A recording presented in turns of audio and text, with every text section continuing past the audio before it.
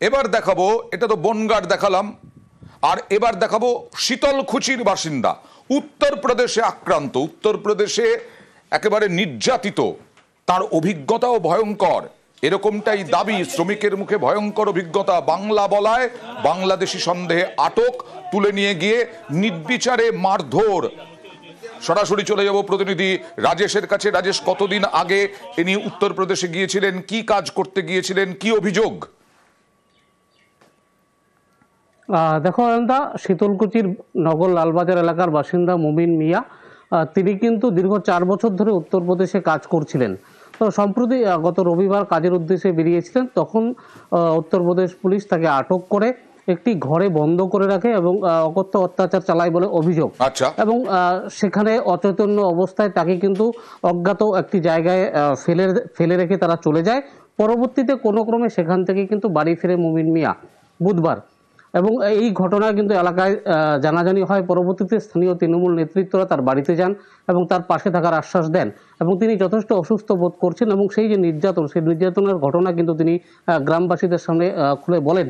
এবং এই অকথ্য অত্যাচার, তার যেটা দাবি যে বাংলা ভাষায় কথা বলার জন্যই কিন্তু তাকে তুলে নিয়ে যাওয়া হয় এবং তার উপর অকথ্য অত্যাচার চালানো হয়। কি বলছেন উনি? বাস একটাই কথা ওর সাথে হয়েছে, আমি ফোনে বাংলা দিয়ে কথা বলছিলাম আমার ভাইয়ের সাথে, তো আমাকে বলছে তুই বাঙালি? বললাম হ্যাঁ। তারপরে ওকে বললাম যে তোর বাড়ি কোথায়, ও গোসারহাট কথাটা বললো, তারপরে ও মারপিট শুরু হলো। বিশেষ করে বিজেপি শাসিত যে রাজ্যগুলো আছে, বিশেষ করে রাজস্থান, হরিয়ানা, দিল্লি, উত্তরপ্রদেশ, মহারাষ্ট্র, এই রাজ্যগুলোতে যারা গেছে, এই কাজের সূত্রে গেছে, তাদের উপর বাংলা বলার অপরাধে তাদেরকে বাংলাদেশি প্রতিপন্ন করে তাদের উপর অত্যাচার করা হয়েছে।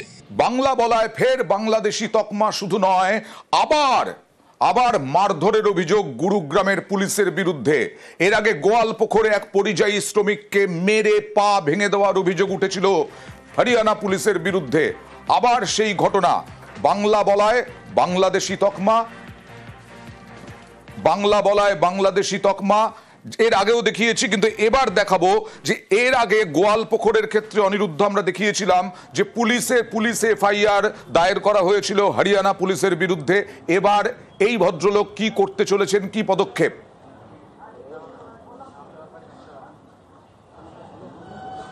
দেখো, উত্তর 24 পরগনার গোপালনগর থানা এলাকার এই বাসিন্দা, অর্থাৎ এই সাধন দাস, প্রায় 4 বছর আগে হরিয়ানাতে গিয়েছিল পরিবার সমেত, একদম পুরো পরিবার ধরেও সেখানে গিয়েছিল এবং সেখানে একটি বেসরকারি কোম্পানিতে কাজ করত।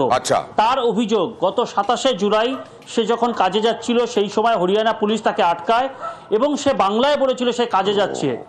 এটাই তার অপরাধ। বাংলা বলার কারণে তাকে বাংলাদেশি সন্দেহে মারধর করে, ব্যাপক আকারে মারধর করে বলে অভিযোগ, এবং তাকে 2.5 ঘন্টা আটকে রেখেছিল।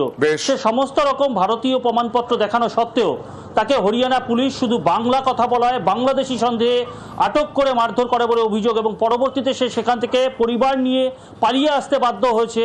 এবং আতঙ্কিত হয়ে আজ বনগাঁ জেলা তৃণমূল কংগ্রেসের সভাপতি বিশ্বজিৎ দাসের বাড়িতে এসে অভিযোগ করতে থাকে যে তার সমস্ত রকম সামগ্রী সেখানে পড়ে রয়েছে, তারা সেখান থেকে পালিয়ে এসেছে এখানে, এখন আর পশ্চিমবঙ্গ থেকে পুনরায় সেখানে কাজে যেতে চান না, কিন্তু তার সামগ্রী যাতে ফেরত পায় সেই ব্যবস্থা গ্রহণের জন্য বনগাঁ জেলা তৃণমূল কংগ্রেসের সভাপতির দ্বারস্থ হয়েছে নিশ্চয়ই স্থানীয় প্রশাসন, এবং তিনিও নিশ্চয়ই কোনো আইনি পদক্ষেপ করবেন।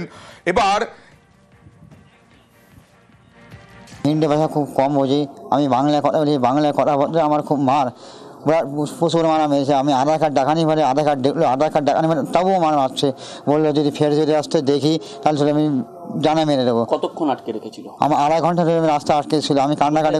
কোথায় কোথায় মেরেছে? আমার হাতে মেরেছে, এই হাতে মেরেছে, এই হাতে মেরেছে, পায়ে মেরেছে, পাছায় মেরেছে, সমস্ত জায়গায় মেরেছে।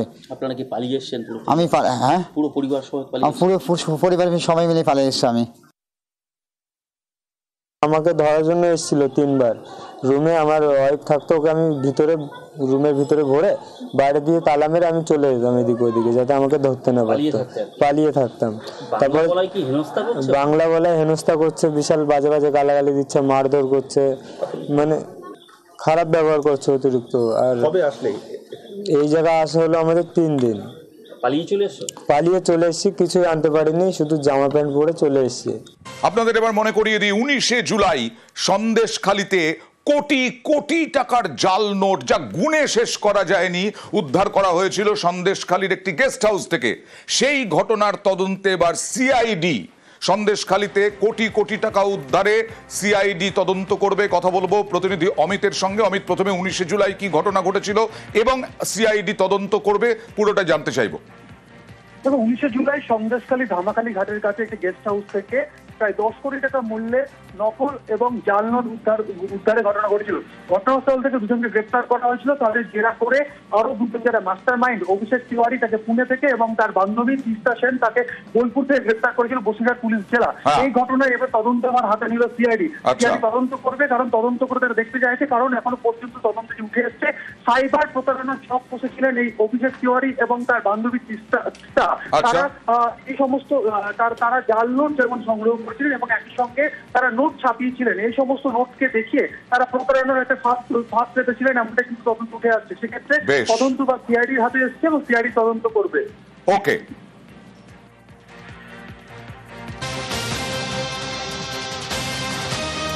এই মুহূর্তের গুরুত্বপূর্ণ খবর, পিছিয়ে গেল জয়েন্টের ফল প্রকাশ। ওবিসি জটে পিছিয়ে গেল জয়েন্টের ফল প্রকাশ। জটিল হলো আরো 10টি পরীক্ষার ফল প্রকাশ। পুরনো ওবিসি বিধি মেনে ফল প্রকাশের নির্দেশ। জয়েন্ট বোর্ডকে নতুন করে মেধা তালিকা প্রকাশের নির্দেশ। 15 দিনে জয়েন্টের মেধা তালিকা প্রকাশের নির্দেশ হাইকোর্টের বিচারপতি কৌশিক চন্দর। জয়েন্ট এন্ট্রান্স বোর্ডকে নতুন করে মেধা তালিকা প্রকাশ করতে নির্দেশ। 2000 কথা বলবো প্রতিনিধি অর্ণবের সঙ্গে। অর্ণব, বিস্তারিত জানাও।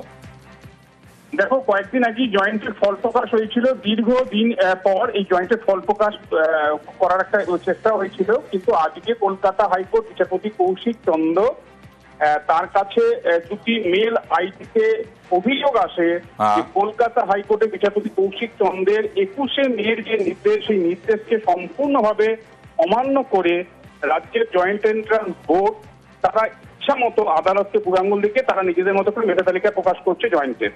এবং সেই ইমেল আইডি পাওয়ার পর আদালত স্বতঃপ্রণোদিত হয়ে হস্তক্ষেপ করে আজকে মামলা করে এবং সেটা আদালত অবমাননার মামলা হিসেবে আসে। সেখানে যে রাজ্যের উচ্চশিক্ষা দপ্তরের যিনি সচিব, তিনি সরাসরি এজলাসেই আজ উপস্থিত ছিলেন।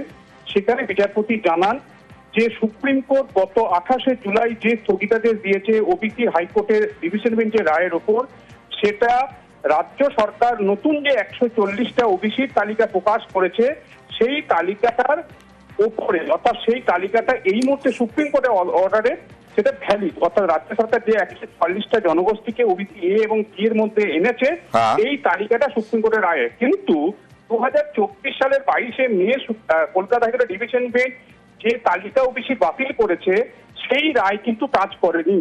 তাই এই মুহূর্তে যেহেতু পরীক্ষাটা জয়েন্টের হয়েছে 2024 সালের ডিসেম্বরে, যা প্রক্রিয়া শুরু হয়েছে, 2024 সালের একটা পরীক্ষা যার রেজাল্ট প্রকাশ হতে যাচ্ছে, সেই পরীক্ষায় এই 2025 সালের জুন মাসে যে সার্টিফিকেট পাচ্ছে ওবিসি এ বা ওবি, সেই সার্টিফিকেট কখনো কার্যকরী হতে পারে না। কারণ বাতিল হওয়া সার্টিফিকেটে এই 17% সংরক্ষণ নয়, যদি সংরক্ষণ দিতে হয় নতুন করে মেধা তালিকা যদি বেরিয়ে থাকে, মেধা তালিকা রিকাস্ট করতে হবে, অর্থাৎ সেটাকে পুনরায় প্রকাশ করতে হবে, পুনর্বিন্যাস করতে হবে।